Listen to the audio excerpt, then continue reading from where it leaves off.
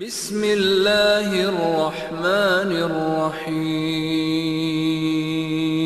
إن الحمد لله نحمده ونستعينه ونستغفره ونعوذ بالله من شرور أنفسنا ومن سيئات أعمالنا من يهده الله فلا مضل له ومن يضلله فلا هادي له وأشهد أن لا إله إلا الله وحده لا شريك له وأشهد أن محمدًا عبده ورسوله يا أيها الذين آمنوا اتقوا الله حق تقاته ولا تموتن إلا وأنتم مسلمون يا أيها الناس اتقوا ربكم الذي خلقكم من نفس واحدة وخلق منها زوجها وبث منهما رجالا كثيرا ونساء واتقوا الله الذي تساءلون به والأرحام إن الله كان عليكم رقيبا يا أيها الذين آمنوا اتقوا الله وقولوا قولا سديدا يصلح لكم أعمالكم ويغفر لكم ذنوبكم ومن يطع الله ورسوله فقد فاز فوزا عظيما أما بعد فإن أصدق الحديث كتاب الله وأحسن الهدي هدي محمد صلى الله عليه وسلم وشر الأمور محدثاتها وكل محدثة بدعة وكل بدعة ضلالة وكل ضلالة في النار. قال الله عز وجل يا أيها الذين آمنوا لا تلهكم أموالكم ولا أولادكم عن ذكر الله ومن يفعل ذلك فأولئك هم الخاسرون. ہر قسم کی تعریفات، حمد و ثنا، کبریائی، بڑائی اس رب العالمین کے لیے ہے جس نے تمام مخلوقات کو اکیلا وجود بخشا ہے اور جس نے ہمیں اس بات کی توفیق دی ہے کہ ہم اللہ رب العالمین کے اور اس کے بھیجے ہوئے پسندیدہ دین پر ہیں. بے شمار درود و سلام ہو انبیاء کرام کی جماعت پر، بالخصوص آخری نبی محمد الرسول اللہ صلی اللہ علیہ وسلم پر. اللہ رب العالمین کا پسندیدہ دین ایک ہے جو کہ اسلام ہے. ان الدین عند اللہ الاسلام. اسلام ایک ایسی راہ ہے جس کا بیان قرآن میں اور حدیث میں موجود ہے، اور قرآن اور حدیث کی سمجھ صحابہ اور سلف صالحین کی سمجھ کے ذریعے ممکن ہے اور طے کیا جائے گا. جو کوئی اس سے خطا کر گیا وہ حق سے خطا کر گیا. قرآن و سنت رائے حق، درست راستے سے بھٹکانے اور گمراہ کرنے کے بہت سارے امور اور اسباب ہیں. ہم سب ایک ایسے راستے پر چل رہے ہیں جو راستہ ایک ایسی منزل کو جاتا ہے جو بہت خوبصورت ہے، لیکن راستے میں کچھ چور اچکے اور ڈاکو ہیں جو ہمارے دین کو، مال و اسباب کو چھین لینا چاہتے ہیں، ہڑپ کر لینا چاہتے ہیں. دعات علی ابواب جہنم ہے. کچھ ایسے دعات، کچھ چیزیں ایسے ہیں، کچھ فتنے ایسے ہیں جو ہمیں رائے حق سے بھٹکاتے ہیں، جو ہمیں ہماری منزل سے دور کرتے ہیں. اور انسان اگر اللہ رب العالمین کی رحمت انسان پر نہ ہو تو وہ جنت کا راستہ خطا کر جائے گا. اس لیے اللہ رب العالمین کی رحمت کا تقاضا یہ تھا کہ ان فتنوں سے بچنے کے اسباب اور ذرائع اللہ رب العالمین خود بتائے. چنانچہ انبیاء کرام کا ایک سلسلہ شروع کیا جس کی آخری کڑی محمد الرسول اللہ صلی اللہ علیہ وسلم پر مکمل ہوئی. اب فتنے، جتنے دین کے اوپر آنے والے مصائب ہیں، جتنی پریشانیاں ہیں، وہ اسباب وہ امور جو رائے حق سے انحراف کا سبب بن سکتے تھے تمام قرآن و سنت میں واضح ہیں، لیکن پھر بھی انسان فتنے میں پڑ جاتا ہے۔ ہم انشاءاللہ ان فتنوں کو یا ان میں سے بعض فتنوں کو، کیونکہ تمام پہ گفتگو مختصر وقت میں ممکن نہیں ہے، لیکن ان میں سے بعض فتنوں کو بیان کریں گے انشاءاللہ، اس پر گفتگو کریں گے، کیونکہ ہمارے پاس جو دولت ہے دین کی، اس دولت سے عظیم چیز اس روئے زمین پر نہیں پائی گئی۔ ایمان کی دولت سے عظیم دولت اس زمین پر ہے ہی نہیں، کیونکہ یہی وہ دولت ہے جو آخرت میں ہماری ہمیشہ کی کامیابی اور نجات کی بنیاد اور اس کا سبب ہے۔ تو اگر اس میں ہم انحراف کے شکار ہو گئے تو آخرت میں نجات ہی ممکن نہیں ہے، یا نجات میں دشواری ہوگی۔ اس لیے ہمیں جاننا ہوگا کہ آخر وہ کون سے چور قسم کے اسباب ہیں جو ہمارے دین پر حملہ آور ہو رہے ہیں۔ پہلا سبب یا پہلی چیز آپ کہہ لیں مال کا فتنہ۔ اب مال کو فتنہ کہنے سے بعض لوگ یہ سمجھتے ہیں کہ مولانا یہ کہہ رہے ہیں کہ کمانا چھوڑ دو، دنیا چھوڑ دو، آ کر کے مسجد میں بیٹھ جاؤ اور بس قرآن، نماز اور تلاوت، ذکر و اذکار کرو۔ فتنہ کا معنی ہوتا ہے آزمائش۔ فتنہ کا مطلب ہوتا ہے آزمائش۔ جو ہم فتنہ سمجھتے ہیں اس معنی میں نہیں آتا ہے۔ اردو میں فتنہ کا ایک ہی معنی ہے، لیکن جب عربی میں یہ لفظ ہوتا ہے تو اس کا معنی ہوتا ہے آزمائش۔ تو مال فتنہ ہے، یعنی مال آزمائش ہے۔ مال تو صحابہ کرام کو بھی دیا گیا، اتنا مال دیا گیا کہ جب کبھی نبی اکرم صلی اللہ علیہ وسلم نے حضرت عثمان رضی اللہ عنہ کو یا دیگر صحابہ کو کہا کہ مال لا کر کے دو، تو صحابہ نے بھر بھر کے دیا۔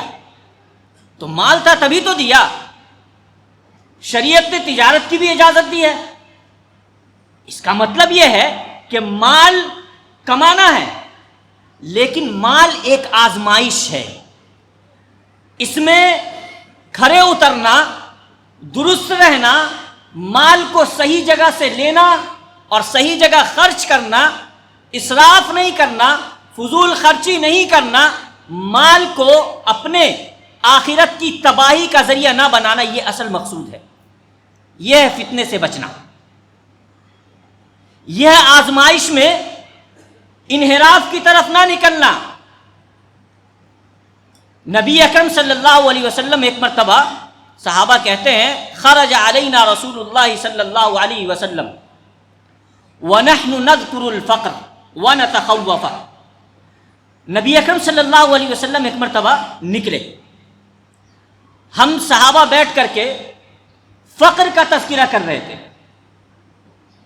تنگ دستی کا تذکرہ کر رہے تھے، مال کی کمی کا تذکرہ کر رہے تھے، وَنَتَخَوَّفَ، اور ہم ایک دوسرے کو خوف دلا رہے تھے، یا ہمیں خوف محسوس ہو رہا تھا۔ کس چیز سے؟ فقر سے، تنگ دستی سے۔ اور ہم سب جانتے ہیں کہ انسان کی فطرت ہے، تنگ دستی کا خوف کھاتا ہے، اور مال کا نہ ہونا بھی یہ بھی مصیبت ہے، دونوں آزمائش ہے۔ اللہ مال دے کر کے بھی آزماتا ہے، چھین کر کے بھی آزماتا ہے۔ ہم کو ہر حالت میں اللہ رب العالمین کو یہ کہنا ہے کہ جو دیا تو نے وہ بہتر دیا ہے۔ مال دیا تو بھی بہتر، نہ دیا تو بھی بہتر، صحت دی تو بھی تیرا شکریہ، اور نہ دیا تو بھی تیرے لیے تعریف ہے۔ جو میرے لیے بہتر سمجھا وہ دیا، کیونکہ اللہ کا فیصلہ شر نہیں ہوتا ہے، خیر ہوتا ہے۔ ہو سکتا ہے بعض لوگوں کے لیے مال فتنہ حقیقتاً بن جاتا، کمزور ہوتے ہیں۔ تو نبی اکرم صلی اللہ علیہ وسلم نے پوچھا، الفقر تخافون، تنگ دستی کا خوف کھاتے ہو، فقر کا خوف کھا رہے ہو؟ فرمایا، واللہ لتصبن علیکم الدنیا صبا، دنیا تمہارے اوپر اللہ رب العالمین بہت زیادہ پانی کی طرح بہائے گا، پانی کی طرح بہائے گا، اتنی نعمتیں دے گا۔ اور آپ صلی اللہ علیہ وسلم کی وفات کے بعد آپ دیکھیں کہ کس طرح سے امت کو بہت ساری فتوحات نصیب ہوئی اور مال کے اتنے انبار اور ڈھیر لگ گئے کہ لوگوں کو اٹھا اٹھا کر کے دیا جاتا تھا. تو نبی اکرم صلی اللہ علیہ وسلم نے کہا کہ فقر کا خوف کھاتے ہو، اللہ رب العالمین تم پر دنیا کی بارش کر دے گا،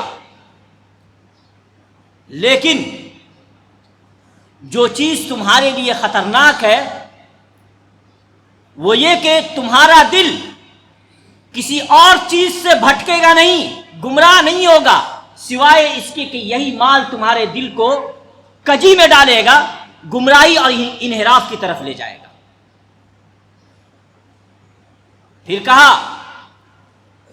کہ اللہ کی قسم میں نے تم لوگوں کو ایک ایسے راستے پر چھوڑا ہے جو بالکل روشن ہے، جس کی رات بھی دن کی مانند روشن ہے.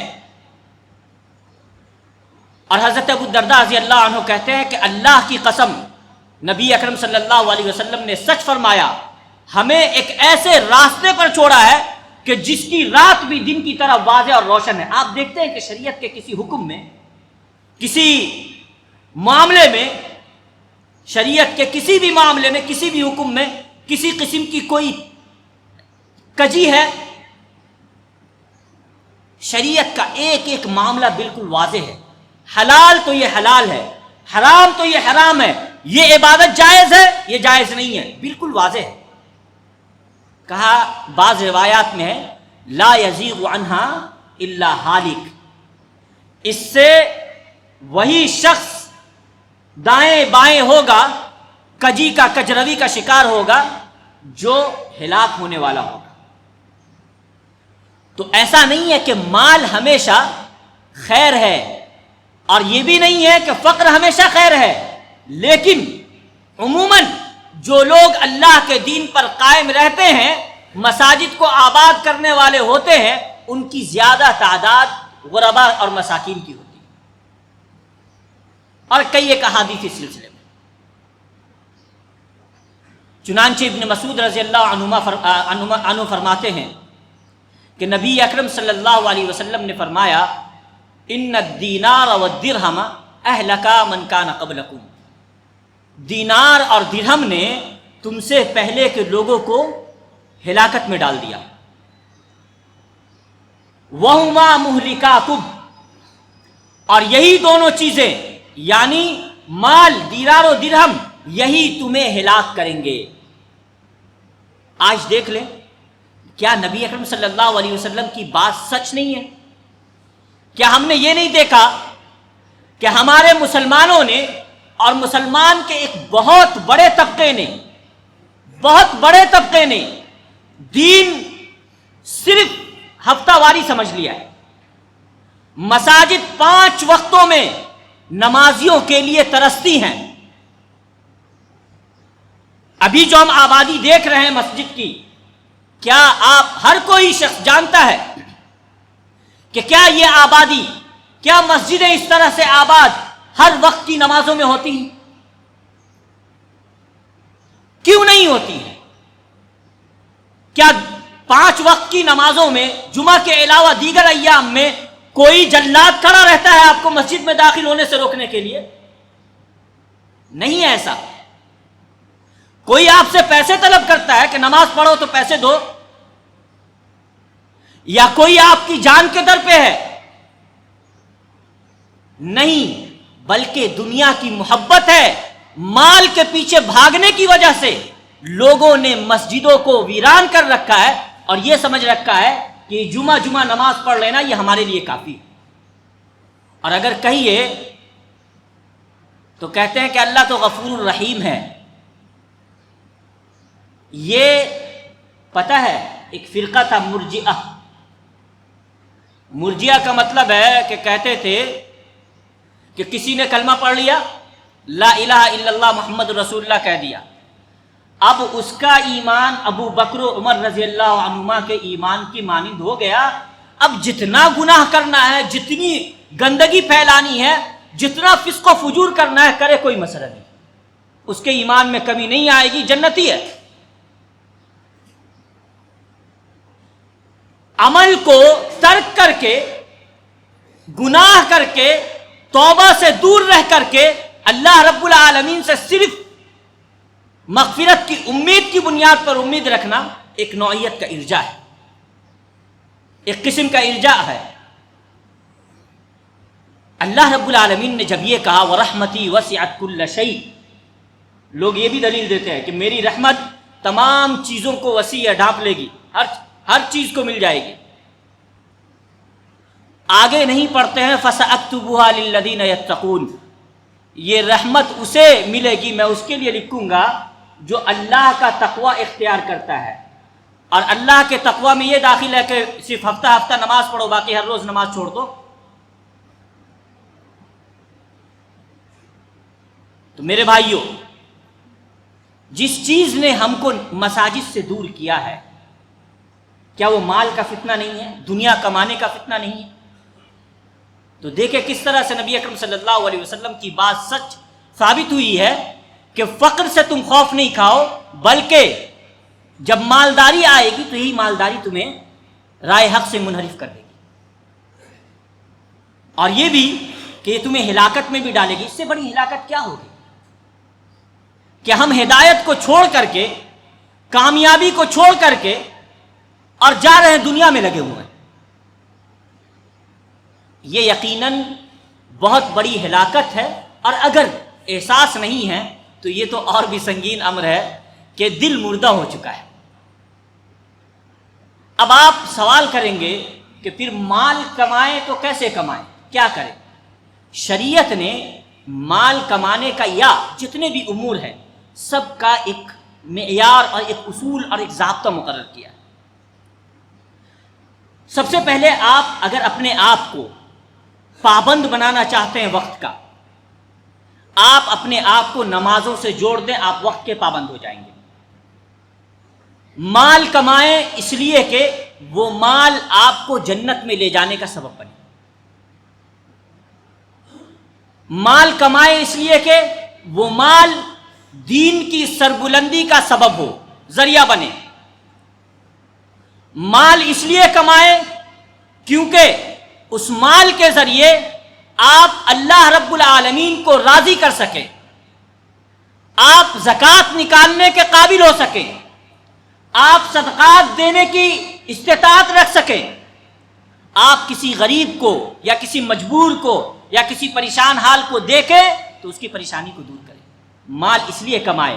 نبی اکرم صلی اللہ علیہ وسلم کا فرمان ہے، مسند احمد کی حدیث ہے کہ اللہ رب العالمین فرماتے ہیں، حدیث قدسی اس کو کہتے ہیں، کہ اللہ رب العالمین فرماتے ہیں انا انزلنا المال لاقام الصلاۃ و ایتاء الزکاۃ۔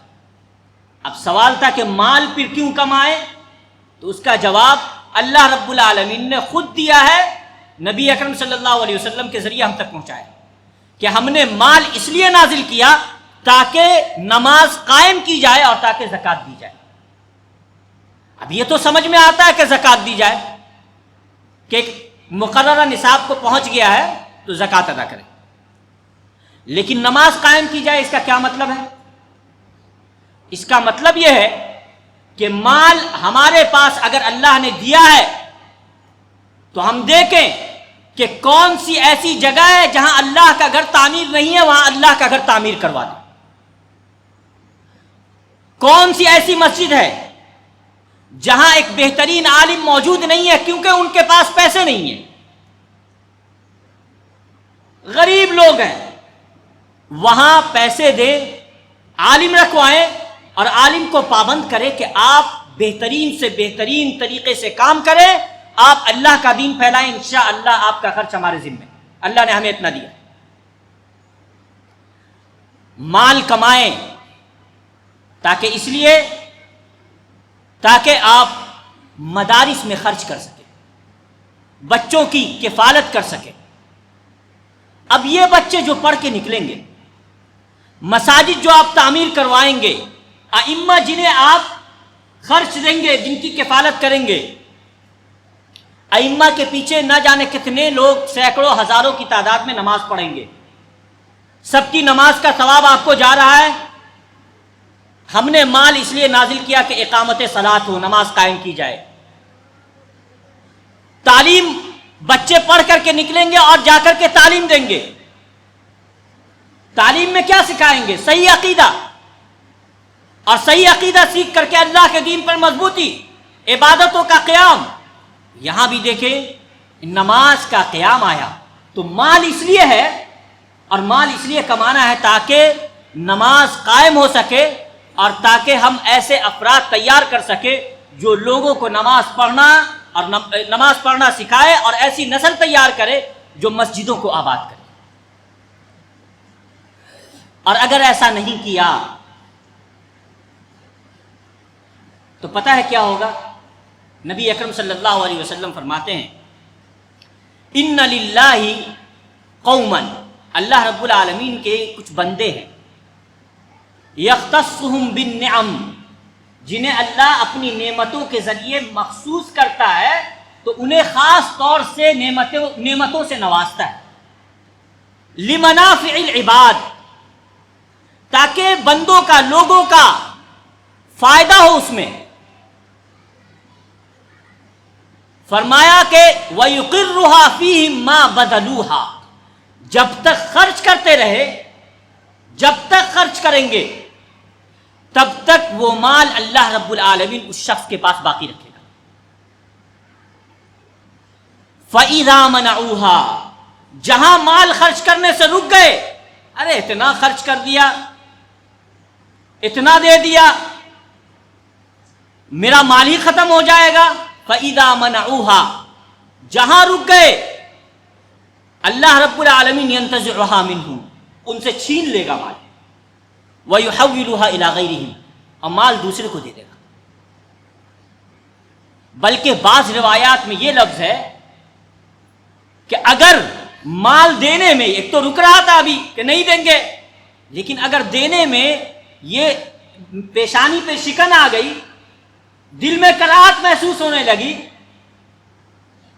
کہ کیوں بار بار آ جاتا ہے مانگنے کے لیے، یہ مولویوں کی عادت ہے ہمیشہ آ جاتے ہیں مانگنے کے لیے،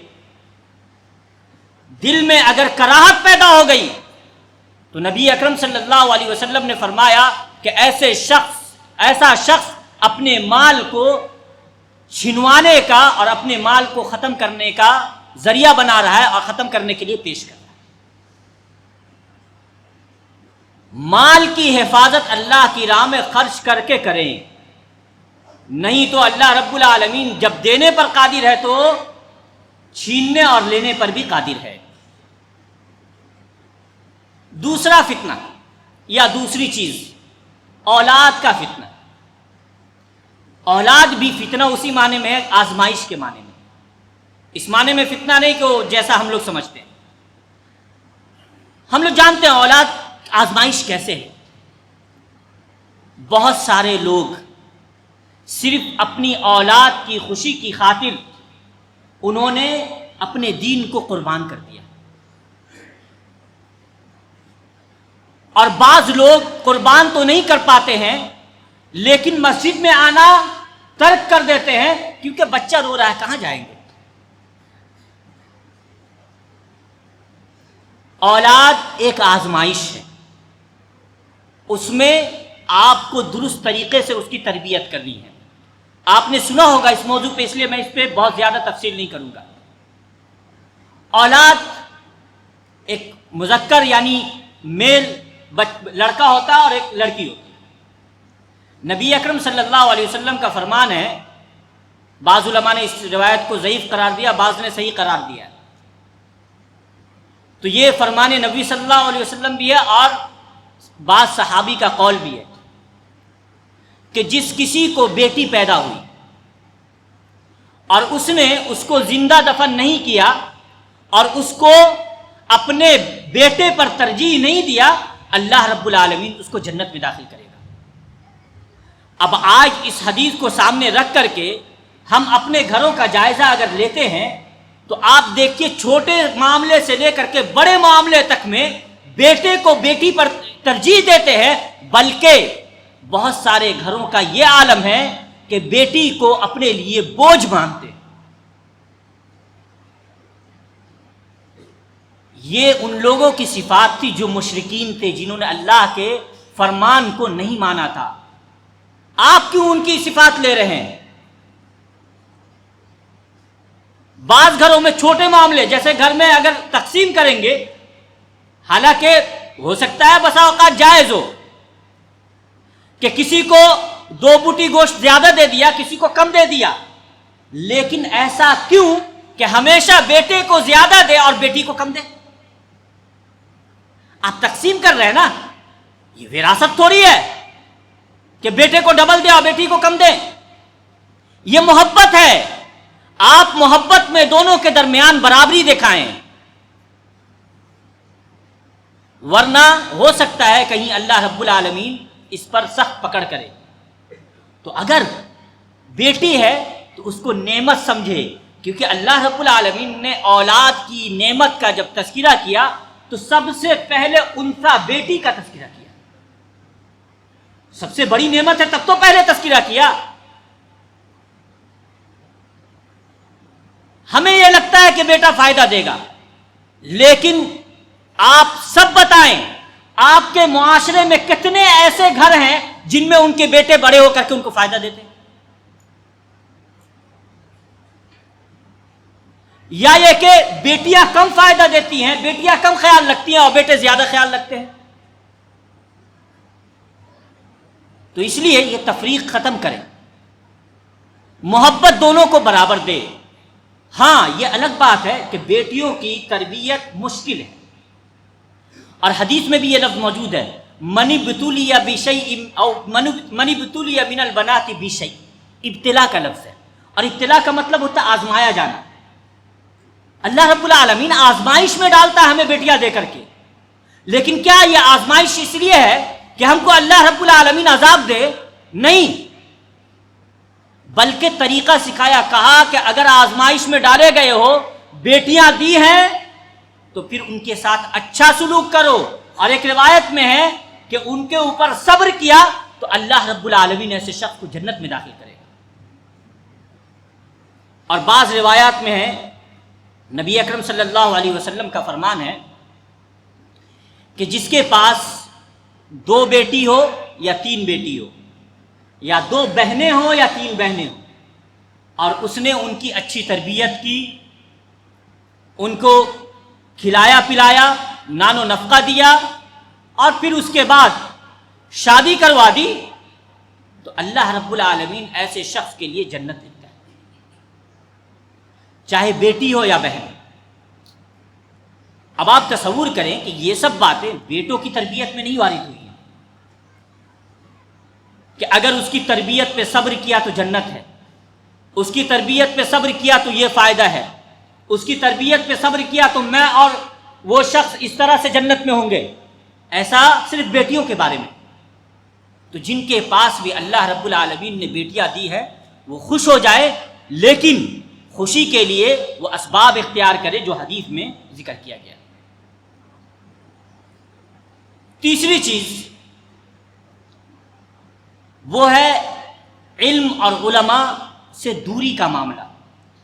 اب دیکھیے یہ جو فتنے بیان کیے گئے ہیں یا یہ جو آزمائشیں بیان کی گئی ہیں، انسان اس میں پھنستا کیوں ہے، غلط کیوں کرتا ہے؟ کیونکہ بنیادی طور پر غلطی اس لیے ہوتی ہے کہ لا علمی ہے. بہت سارے لوگوں کو یہ معلوم نہیں ہے کہ تربیت اولاد میں یا پھر یہ کہ مال کے معاملے میں اسلام کا صحیح طریقہ کیا ہے، صحیح حکم کیا ہے، نہیں معلوم ہے بہت سارے لوگوں کو. اور نہ معلوم ہونے کی وجہ علماء سے دوری ہے. اب پھر بات وہیں آ جاتی ہے، علماء سے دوری کی وجہ کیا ہے؟ کیونکہ مسجد سے ہی دور ہیں. اگر مسجد میں نہیں آئیں گے تو علماء سے کیسے ملاقات کریں گے؟ آپ کے مسائل ہیں، آپ کسی سے بھی پوچھ لیتے ہیں، جس کو داڑھی ٹوپی دیکھ لی پوچھ لیا. ایک مرتبہ بعض مشائخ نے بیان کیا ہے، ابن عثیمین رحمہ اللہ مسجد نبوی میں بیٹھے ہوئے تھے، تو ایک شخص نے دیکھا، کہا کہ آپ بظاہر مولانا لگتے ہیں، اپنی زبان میں مولانا لگتے ہیں، تو آپ سے ایک فتویٰ پوچھنا ہے. تو کہا کیوں میں کیوں مولانا لگتا ہوں؟ کہا آپ کے پاس ماشاءاللہ داڑھی ہے. اور تو انہوں نے کہا کہ نہیں، جا کر کے فلاں سے پوچھو، ہر وہ شخص جو داڑھی رکھے ہوا ہو ضروری نہیں ہے کہ وہ عالم ہو. انہوں نے سکھایا کہ ہر جگہ معروف لوگ ہوتے ہیں جن سے آپ فتویٰ پوچھیں. اور اس ٹاپک پہ ابھی آگے گفتگو کریں گے انشاءاللہ بالاختصار. تو اگر آپ علم سے دور رہیں گے، علماء سے دور رہیں گے، تو یہ ان فتنوں میں تو پڑیں گے. اس لیے نبی اکرم صلی اللہ علیہ وسلم نے فرمایا کہ یہ دنیا اللہ رب العالمین کے راستے سے اور اللہ کی رحمت سے دور کرنے والی ہے. الدنیا کلھا ملعونہ، پوری دنیا، اور دنیا میں جو چیزیں سب اللہ کی راہ سے دور کرتی ہیں سوائے اللہ کے ذکر کے، اور جو چیزیں اللہ کے ذکر میں داخل ہوتی ہیں، عبادات میں داخل ہوتی ہیں، اللہ رب العالمین کی رضا کے معاملات میں داخل ہوتی ہے وہ چیزیں، اور عالم کے اور علم سکھانے والے کے، علم سیکھنے والے کے. تو اگر اللہ کی راہ سے دور نہیں ہونا چاہتے ہیں تو ہمیں علم کی راہ پر آنا پڑے گا. اور اگر نہیں آئیں گے تو کیا ہوگا؟ علم اٹھا لیا جائے گا. اور آپ جانتے علم کا اٹھا لیا جانا کتنا سنگین امر ہے. اس کو اس طرح سے سمجھے کہ ابھی ہماری جو تجارت ہے اس کی بنیاد لائٹ پہ ہے. فرض کر لیں 1 مہینے کے لیے لائٹ چلی گئی، اندھیرا ہو گیا مکمل، کوئی ذریعہ نہیں ہے لائٹ واپس لانے کا.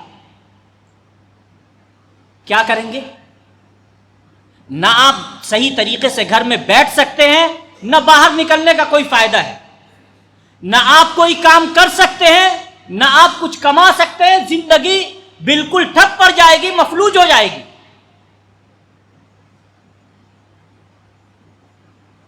اور راستے، خاص کر کے رات کے وقت میں اندھیروں کی وجہ سے اگر کوئی راہی نکلے گا، مسافر نکلے گا، گمراہ ہونے کا خوف. علماء لوگوں کے لیے نجوم کی طرح ہے، ستاروں کی طرح. جب یہ علماء بجھ جائیں گے دنیا اندھیری ہو جائے گی اور لوگ گمراہ ہو جائیں گے.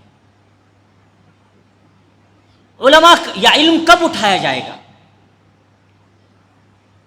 امام ابن بطال رحمہ اللہ ہیں، صحیح بخاری کی انہوں نے شرح لکھی ہے. انہوں نے اس حدیث کی شرح میں کہ اللہ رب العالمین علم کو لوگوں کے سینوں سے، علماء کے سینوں سے نہیں چھینے گا، بلکہ علماء کو وفات دے کر کے علم کو اٹھا لے گا. اس کی شرح میں لکھتے ہیں کہ جب لوگ علماء کے پاس بیٹھنا چھوڑ دیں گے تب علم اٹھا لیا جائے گا. یعنی علم کا اٹھا لیا جانا کیا مراد ہے اس سے؟ اس سے مراد یہ ہے کہ لوگ علماء سے استفادہ کرنا چھوڑ دیں گے، تب جا کر کے اللہ رب العالمین علم اٹھا لیا جائے گا. کیونکہ کیا فائدہ ایک نعمت کے رکھنے کا اور لوگ اس سے فائدہ نہیں اٹھا رہے. تو جب تک علماء موجود ہیں انہیں غنیمت جانے. اب آج کل تو انٹرنیٹ اور سوشل میڈیا کا زمانہ ہے، ہر کسی کے ہاتھ میں، بلکہ اب تو اے آئی آ گیا ہے. آن لائن مفتی، جو مسئلہ ہوتا ہے وہ ڈائریکٹ اے آئی میں ڈالتے ہیں اور اس سے جواب لیتے ہیں. ایک شخص نو مسلم ہمارے پاس مسجد نبوی میں آیا اور جس اسلام سے وہ متاثر تھا، یا جن لوگوں سے، یہ نہ کہے جن لوگوں سے وہ متاثر تھا وہ شیعہ تھا، ان کے ذریعے سے اس نے اسلام کو سمجھا تھا. تو بعض ان امور میں جن میں شیعہ اسلام کی مخالفت کرتے ہیں ان میں وہ مجھے اے آئی سے دکھا رہا تھا کہ نہیں اس میں یہ بات ہے.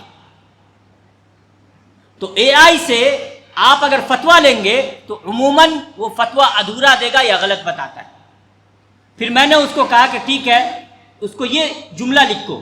اس نے جب وہ جملہ لکھا تو اس کو شیعوں کی باتوں کی تردید بھی اس نے لکھی اور پھر اس کے بعد صحیح باتیں بتائی. تو اے آئی اور انٹرنیٹ کے ذریعے علم حاصل کرنا اور صرف ان پر ہی انحصار کرنا بہت بڑا فتنہ ہے، دین کے اوپر بہت بڑی ضرب ہے۔ بلکہ ایک مرتبہ میں کچھ سرچ کر رہا تھا اے آئی پہ، اس نے قرآن کی ایک آیت اس نے ایک عربی عبارت بنا کر کے یہ کہا کہ یہ قرآن کی آیت ہے، نعوذ باللہ۔ آپ کیسے سمجھیں گے کہ وہ قرآن کی آیت اپنی طرف سے بنا کر کے پیش کر رہا ہے یا پھر یہ کہ حقیقتاً یہ آیت ہے؟ انٹرنیٹ عالم نہیں ہے، آپ پر واجب ہے فَاسْأَلُوا أَهْلَ الذِّكْرِ، علماء سے پوچھنا ہے۔ اے آئی یوٹیوب عالم نہیں ہے، اور نہ ہی وہ لوگ عالم ہیں، نہ علماء کی صف میں شامل ہے جن کا کوئی استاد نہیں ہے، جنہوں نے علماء کے ذریعے علم حاصل نہیں کیا ہے، جنہوں نے کتابیں پڑھ کر کے، جنہوں نے یوٹیوب کے ذریعے تقاریر سن کر کے علم حاصل کیا۔ نبی اکرم صلی اللہ علیہ وسلم کا فرمان ہے کہ جب لوگ معاملات میں نااہلوں کی طرف رجوع کرنے لگے تب قیامت کا انتظار کرنا۔ آپ دیکھ لیں کس طرح سے نااہلوں کی طرف رجوع کیا جا رہا ہے۔ اللہ رب العالمین سے دعا ہے کہ اللہ رب العالمین ہم تمام لوگوں کو ہر طرح کے فتنوں سے محفوظ رکھے، آمین۔ بارک اللہ لی ولکم فی القرآن العظیم ونفعنی وإیاکم بما فیہ من الآیات والذکر الحکیم، انہ تعالی جواد کریم ملک بر رؤوف۔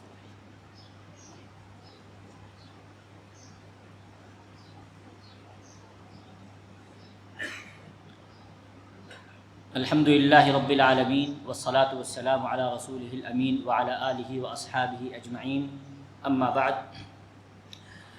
آج اس مبارک دن میں یعنی جمعہ کے دن بالخصوص نبی اکرم صلی اللہ علیہ وسلم پر کثرت کے ساتھ درود پڑھنا چاہیے، جس کا اللہ رب العالمین نے قرآن میں حکم بھی دیا ہے۔ فرمایا ان اللہ وملائکتہ یصلون علی النبی، یقیناً اللہ رب العالمین اور اس کے فرشتے نبی اکرم صلی اللہ علیہ وسلم پر درود پڑھتے ہیں، تو آپ بھی اے مومنو درود پڑھیں۔ اللہم صلی علی محمد وعلی آل محمد کما صلیت علی ابراہیم وعلی آل ابراہیم انک حمید مجید، اللہم بارک علی محمد وعلی آل محمد کما بارکت علی ابراہیم وعلی آل ابراہیم انک حمید مجید۔